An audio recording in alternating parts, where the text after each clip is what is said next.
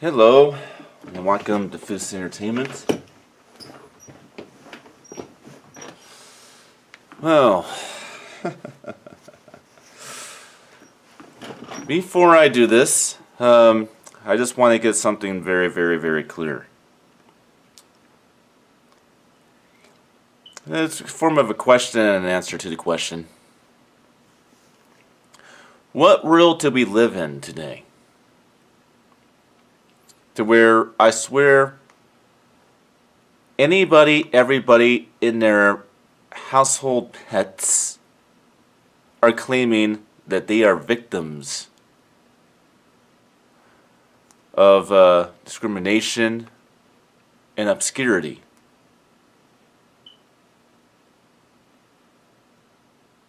And oppression.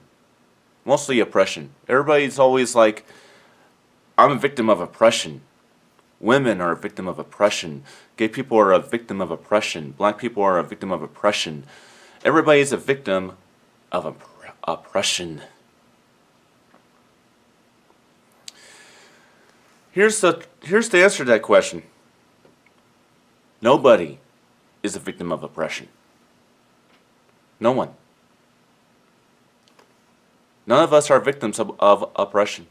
None of us.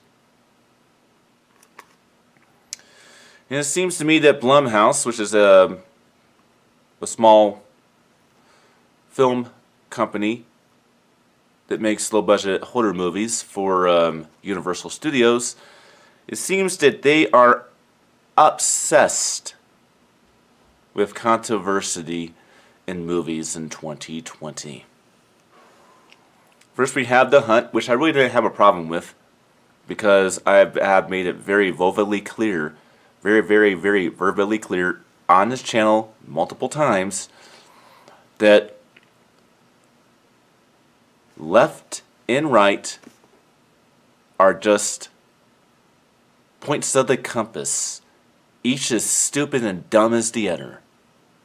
And that's basically the way I look at the government. And so watching a movie that may offend people on the left or right wing of politics, people that support the Democrats, the Democrats and the Republicans, yeah, I guess that offends them. It doesn't offend me because I don't like either one of them. And so a film that picks on Republicans and Democrats in a comedic way didn't bug me. But before The Hunt came out, they released this movie, Black Christmas, and I am very sorry for the long introduction, but I just had to say something. Now, I really wanted to give this film a chance. I really did. I really did. As far as the horror film slasher element, it's not bad. It's not a bad movie. But here is what I hate about the movie. Literally every single 5 minutes of the movie, you basically have our main characters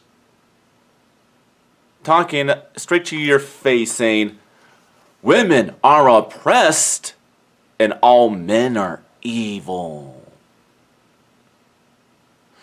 Basically, that's what this movie does from beginning to end. Disenfranchises men.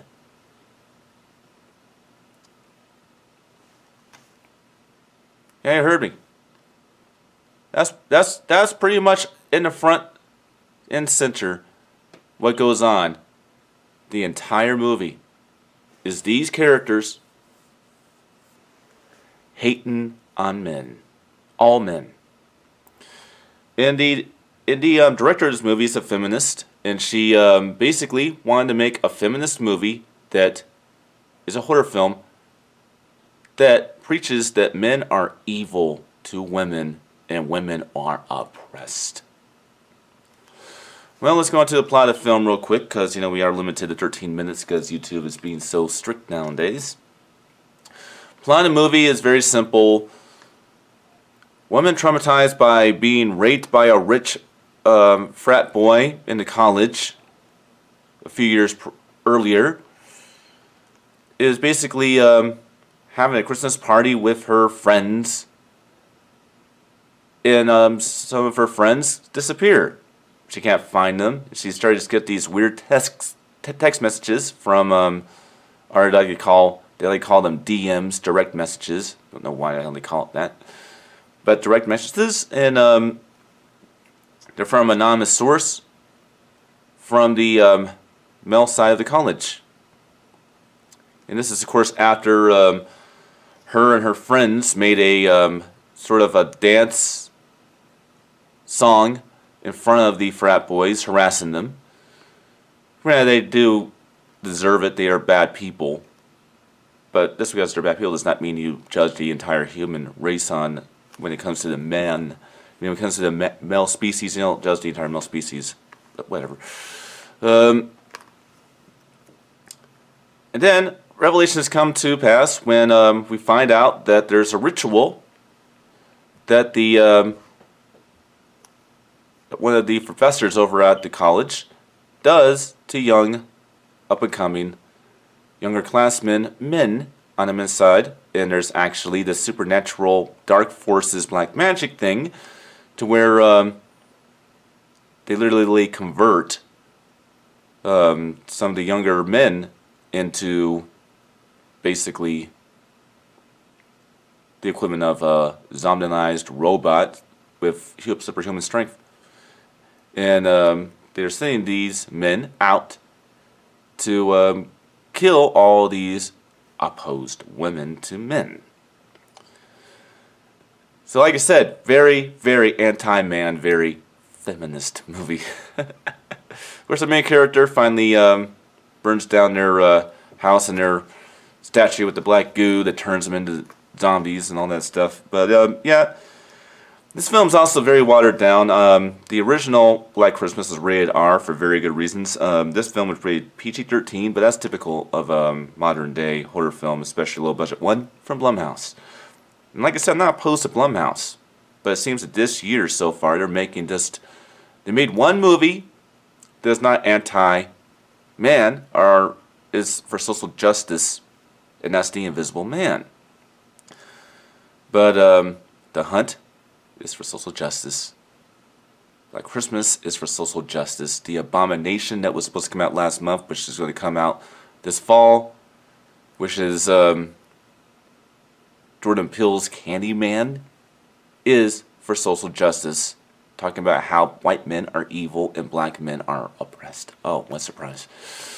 But yeah, quality-wise, this is in 2.4.1 on the Blu-ray, which is taken from his 2.35.1 film ratio that was in theaters. Quality is not that bad, actually. Has a lot of warm temperatures mixed in with neutrals with just a hint of brightness. Typical for a Universal film. It looks very much like a digital movie. Now, this one was not in 4K, though there is no 4K native version of this movie, which is why you're going to get this Blu-ray. What's funny is if you watch the end credits of a film, you can find out that the film had Dolby Vision and Dolby Atmos because it will say it at the end of the credits. It's in the end credits of the movie at the very end. Tell you what the specs of the film are. This one simply said 7.1 Dolby Surround in theaters, and that's pretty much all it said. So the DTS HDMA 5.1, I believe, yep, 5.1 track is pretty reminiscent to what you would get if you went to sell this film in theaters. I'm surprised by how many effects there were. This film, although a 5.1 DTS HDMA track, has a lot of effects in the film that sound similar to a standard yield DTS-X master audio source track with three-dimensional principles. It sounds more like that, which is the DTS equivalent of Dolby Atmos. But it's not a DTS-X track, but it does play out like one with my overhead speakers in three-dimensional sound field. It really does play with it. and I definitely did like that. Seeing things like doorbells ringing, crackling noises around, stuff like that, I actually thought was pretty interesting. How it actually played out quite well that way.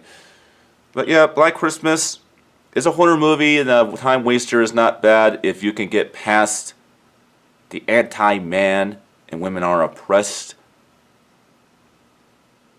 frantic bullshit in this movie. And because I didn't want people to comment on this film, I said bullshit. So now I'm going to F-bomb.